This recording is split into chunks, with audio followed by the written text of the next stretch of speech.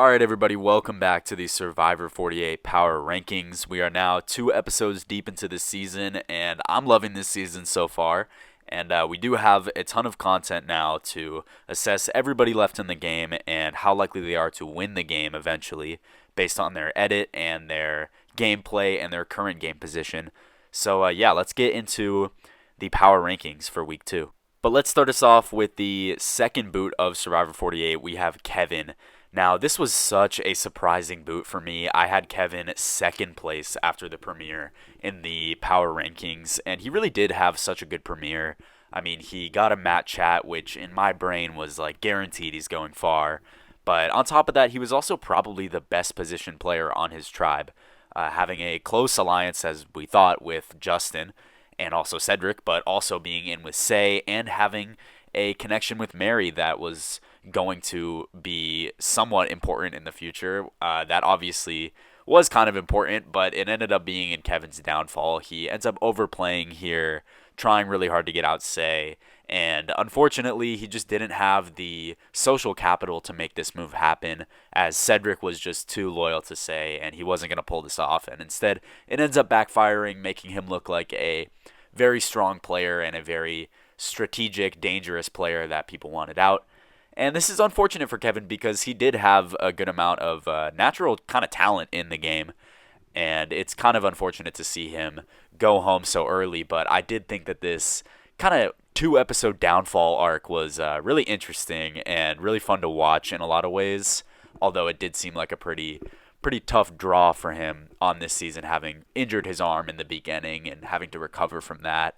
So it is sad to see Kevin go like this, but it was a crazy shock to the power rankings, at least for me. So maybe this is just enough information for you guys to know, not to fully trust me. This is really just we never really know. All right, but now moving on to our 16th place, which was where we have Star. And Star's in a very unfortunate spot in the game. I do really like Star. I find her very captivating, and I'm definitely rooting for her. But at this point on the Logi tribe, she really has no allies. It seems like everybody is actively playing against her. And it sucks because, I mean, just looking at her Twitter account, I honestly have to say, like, I would be pretty surprised if Star makes the merge. She is talking like she goes home pretty soon, and I am factoring that in for this power rankings. But even from an edit perspective, we see a setup for a rivalry with Eva, who is set up as one of the heroes of the season right now. So it does seem like Star is going to lose that, and that would suggest a pre-merge boot. She did find the Beware advantage, but she hasn't found the idol yet, and I gotta be honest, with the way that they were telling that idol hunt story, I do feel like it's possible that somebody else snakes that idol from Star, and then she's fucked. But yeah, she really does need a swap, which is rumored to be coming. And if that's the case, she would probably flip on the Logi tribe right away.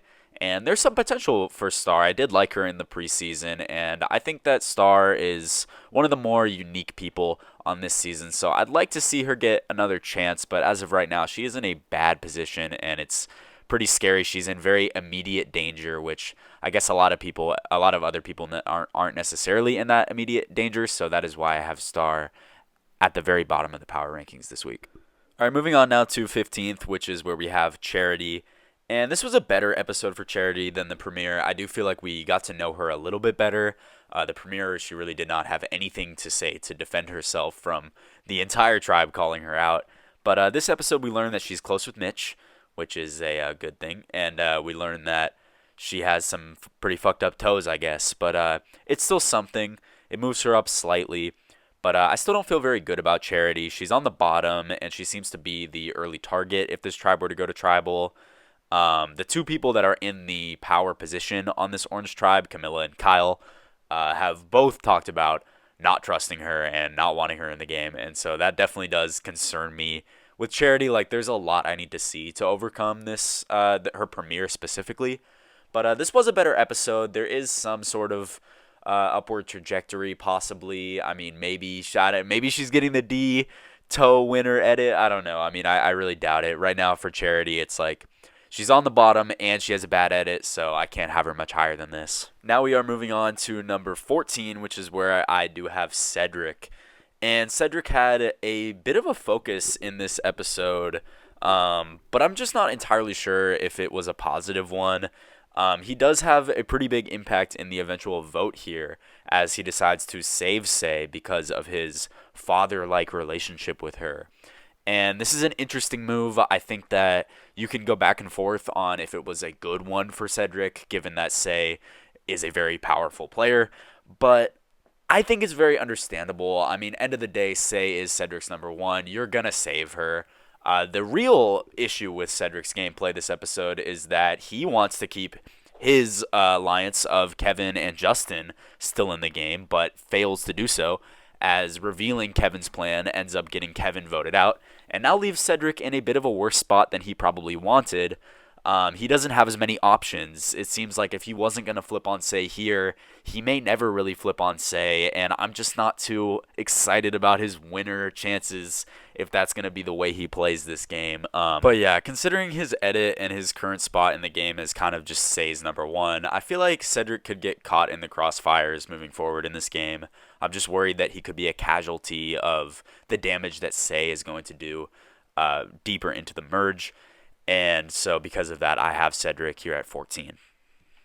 All right, but let's move on now to number 13, which is where I have Bianca.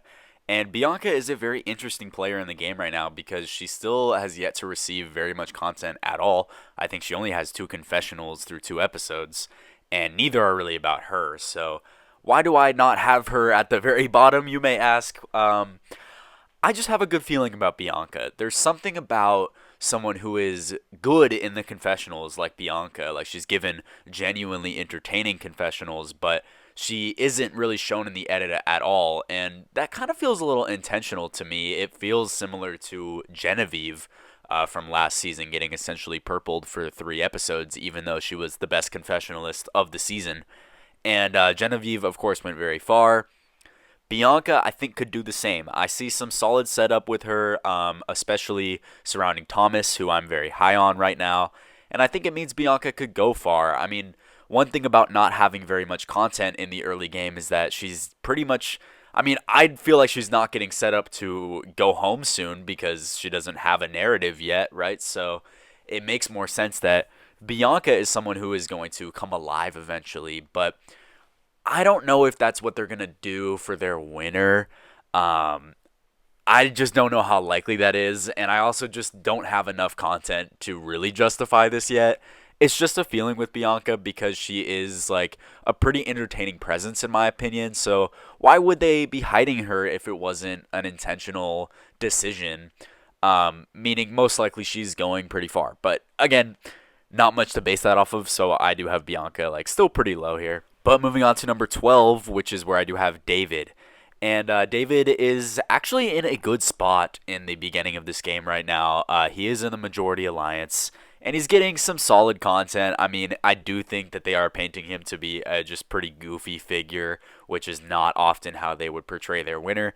But for someone like David, I mean, like, how could if he does win the game, like, you're gonna have to tell the story this way, I guess. So not really like eliminating him from contention. But the thing with David is that he is in the majority, but he isn't really the one that is controlling this alliance, right? That it seems like the power is more in the hands of Camilla and Kyle, whereas David is kind of just going to be a meat shield right now. I mean, once they hit the merge, is David going to be really like, playing as an active figure in the strategy of the game? I kind of doubt it. He doesn't know the show. I'm not going to bet on that. And so because of that, I do have David kind of low. I mean, despite, being in the majority, just for David, I just don't think that he is a very serious player right now. All right, but at number 11, I'm going to have Mary. Now, Mary did have a pretty weird episode where, in theory, she is saved where she shouldn't be. She was the pretty easy target in a spot where, I mean, at least me, just as a viewer, when she lost her vote, I was like, oh shit, like, Mary is doomed. And she ends up, surviving that, but I still just don't feel good about her chances in the pre-merge right now. I mean, if you think about this Green Tribe, if they go back, like Cedric is not flipping on Say.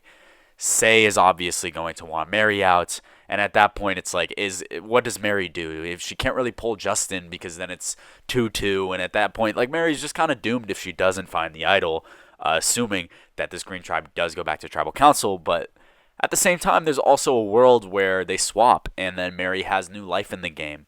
There's a world where Green Tribe wins immunity and then Mary can eventually make it to a swap or potentially emerge. And then I actually think Mary has like not only like, good game ability, but also like actually a pretty substantial edit right now with a bit of an underdog story that I think could be really, really intriguing. And really could possibly work out. I mean, I love Mary as a character right now, and I'm trying not to be too biased in these power rankings because her rivalry with Say is genuinely like the best part of the season for me right now. So I'm really hoping that she sticks around. But she is just in like the worst spot of anybody in the game right now, right? I mean, like in terms of just like immediate danger, Mary is kind of fucked if they go back to tribal. So prayer circle for Mary, everybody. But yeah, unfortunately, I do have to have her at 11. Now coming in at number 10, we're sticking with the Green Tribe where we have Pizza. And Pizza had a pretty big episode, kind of a breakout episode after a pretty lackluster premiere, where he ends up blindsiding Kevin, who we all kind of thought was his closest ally after the first episode. So this was a move that really came out of nowhere, and I don't know, there's a lot to think about with this move. I mean, was it the right decision for Justin? I think that, in the long term, Kevin is a more dangerous player than Mary, so that was, kind of the right read there. But at the same time, it's like, where is Justin really left in the game right now with if Green were to go back to Tribal? I mean, Cedric is not flipping on Say. They're locked. If Mary were to find the idol, I mean, Justin is the target. And so he is in a bit of a scary position right now, just a little bit. And from an edit perspective, I still feel like there's something missing. But this was a pretty interesting move, and it shows that he is playing the game. He is playing a very under-the-radar game where it doesn't seem like anybody's really threatened by him. And that makes sense. He's just a very chill, calm, quiet guy. And that is a pretty sneaky, dangerous player to have in the game. Especially because, like, I do think Justin will make the merge. Like, I don't think he'll end up going home early. I think that would surprise me. But I just still am not feeling winner from Justin right now, so I have to have him at 10. All right, now moving on to number 9, which is where we are going to have Chrissy. And I was pretty high on Chrissy after the premiere. I mean, I just liked her in the preseason, and she got a match chat, and she got a solid first confessional. And I was just like, I was seeing the vision for Chrissy, but we're 2 episodes deep now, and I feel like if you're not really obsessed with this show, like the casual viewer, like still doesn't really know her name. And I think that that's a pretty big issue, especially if Chrissy were to be your winner. I just feel like she would have more content right now. And in terms of a game perspective, I mean, she's in the majority.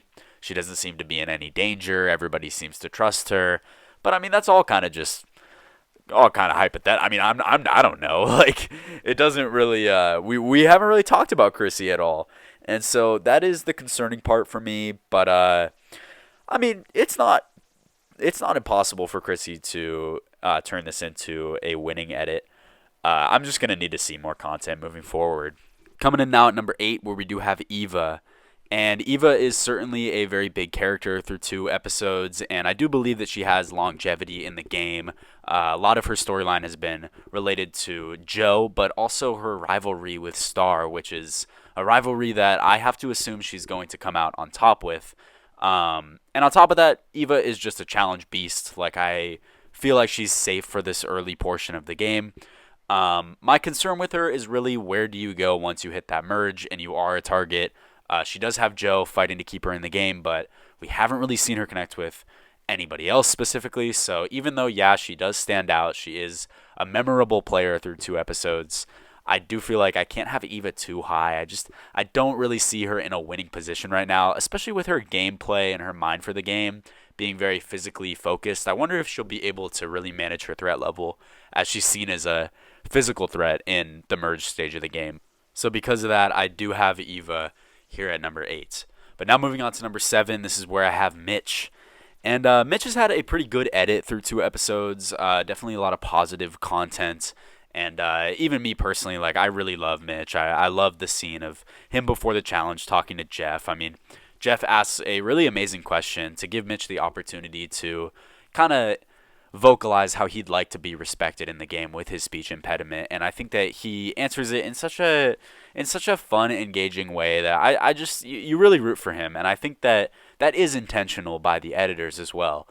I'm not sure if it's leading to a win, especially just looking at Mitch's game position right now. He is on the bottom, and he's already been called out by David for playing too hard, which is a little ironic considering it feels like the person calling you out for playing hard is probably the one playing harder, but never mind. I mean, Mitch is still on the bottom right now, but I don't really think that he's going home soon. I mean, he did get a match ad again. I feel like he is a pretty prominent figure right now. It would surprise me if he doesn't make it pretty far into the game, but I just haven't seen enough from a gameplay standpoint to put him as a legitimate winner candidate, so I have him at number 7. Moving on to number 6, I'm sticking with the Orange Tribe where I do have Kyle. And Kyle is in a pretty good position right now. In fact, one of the best game positions of anybody left in the game right now. He is very close with Camilla in a majority 4-person alliance where him and Camilla seem to be in the driver's seat. On top of that, they have a meat shield in David. They have a seemingly loyal ally in Chrissy. And, I mean, Kyle seems to be very protected right now. So, along with that, of course, he did find the immunity idol in episode 2. So Kyle is playing really, really well as of at the moment. I don't know, though. My thing with Kyle is that I feel like a lot of his content has been pretty situational, revolving around advantages, getting content about finding the idol, content about going on the journey. And I feel like I'm still waiting to see a little bit more like real personal content from Kyle, like something that really stands out. And I haven't really gotten that. It's kind of easy to chalk up his, seemingly good content right now to just like, stuff that they kind of had to include. So I'm not entirely sold on Kyle, especially because it does feel like he is kind of the number 2 to Camilla. And because of that, I'm not sure if he's getting a winning edit. But at the same time, Kyle is positioned very well right now, and he seems like he's going to probably be a pretty prominent figure throughout the rest of the season. Moving on to number 5 now, where we have a very controversial figure in the game, someone who is positioned very well, but it seems like has a good amount of haters on the internet, and this is Say. Now, I'm pretty pro Say personally. I think that Say is playing a very good game, and while she does come off as maybe overly aggressive, I do feel like Say has executed pretty flawlessly in all of her plans so far. If you look at the last vote, she was saved by a combination of her social game, her strategic game, and her advantage. Her relationship with Cedric saved her because Cedric revealed Kevin's plan to tell Say to play her idol, and then, Say had found the idol in the first place, so she utilizes her advantage, and she uses her strategy as well to, instead of taking out Cedric's target, Mary, she ends up making the correct move, taking out Kevin, the bigger target to her. And so Say plays this round essentially flawlessly, and it is a really impressive display of overall gameplay that I think has to put Say pretty high on these power rankings. I mean, even in the short-term outlook of the Green Tribe right now, I mean, she has Cedric, very loyal to her, and that is 2 out of the 4 players left. So unless Mary were to find an idol and idol Say out, then Say is pretty much safe for this early pre-swap section of the game. And I don't know. I feel like I'm going to bet on her abilities as a player moving forward that I feel like it is definitely possible that Say does make a seriously deep run and does some real damage deeper into the game.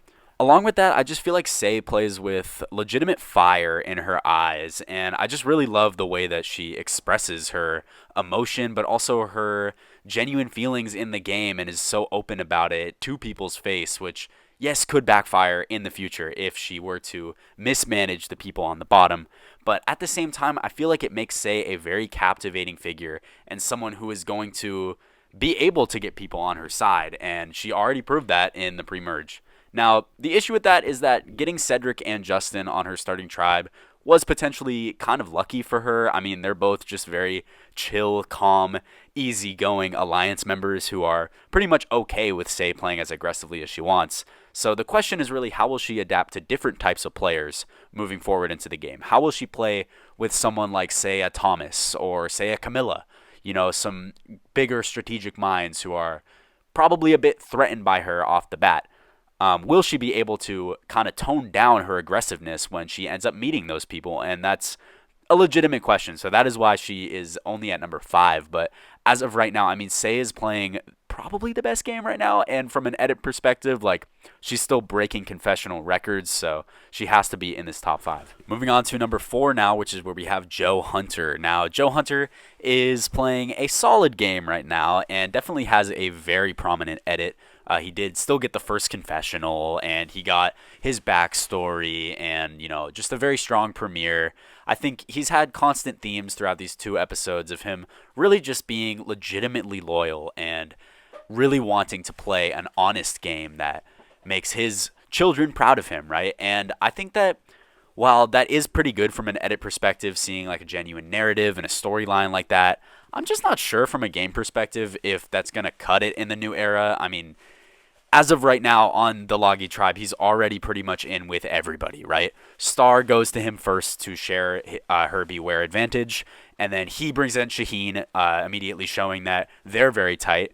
And of course, he's number 1 with Eva and still in the California girls with Thomas. So Joe has all these different alliances, all these different connections that eventually he's going to have to choose.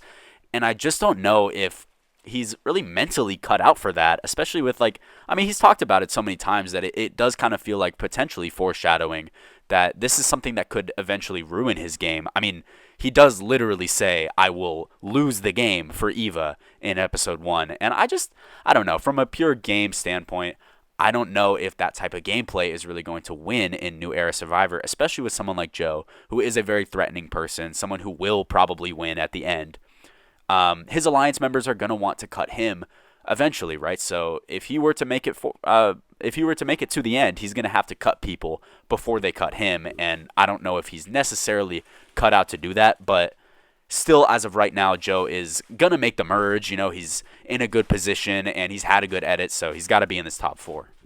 Now moving into our top 3, we have Camilla, and Camilla is honestly, from a pure game standpoint, she is playing the best game of the season. She is the most important member of the majority alliance on her tribe. She is unsuspecting. She is going to slide under the radar and run the game from the shadows. In this majority 4, I mean, Camilla is pretty clearly the center of it. She's hyped up by multiple people as a great strategic player. In episode 1, you saw that. I mean, she threw Charity under the bus, and that's how she formed their majority alliance. And giving her the credit of forming that alliance, I think, is really just editing, propping her up as this big strategic player. Now, that is also the exact reason why I don't have Camilla number 1 or number 2, is because I feel like she is really kind of only getting strategic content, which kind of reminds me of the type of final boss type of figures that you'll have in these New Era seasons, of kind of the last player that the eventual winner needs to take out before they, in order to justify their win in the end. And I feel like that's the direction where we're going with Camilla right now, but that's just because of kind of the lack of real personal content, the lack of kind of narrative outside of the strategy, which is kind of what you're looking for winners edits. And because of that, I can't have Camilla number 1, but from a pure game standpoint, she is playing flawlessly at the moment, so she has to be in this top 3. Moving into number 2 now, and this is where we have Shaheen. And Shaheen is skyrocketing up these power rankings after episode 2. I was pretty suspicious of his edit after the first episode, but episode 2 really cemented to me that I think Shaheen is getting a pretty solid textbook winner's edit right now. The thing that really changed with Shaheen is that he just became a legitimate narrator, and that's what I like to see because he is such a captivating speaker. And I feel like he got the right type of content to where he's not necessarily overexposed, but we're getting a glimpse into his mind in the game, what he's thinking and how he's navigating through these situations in, scenes where he doesn't necessarily have to be there. It feels like the editors are going out of their way to tell this story through Shaheen's lens in a lot of ways.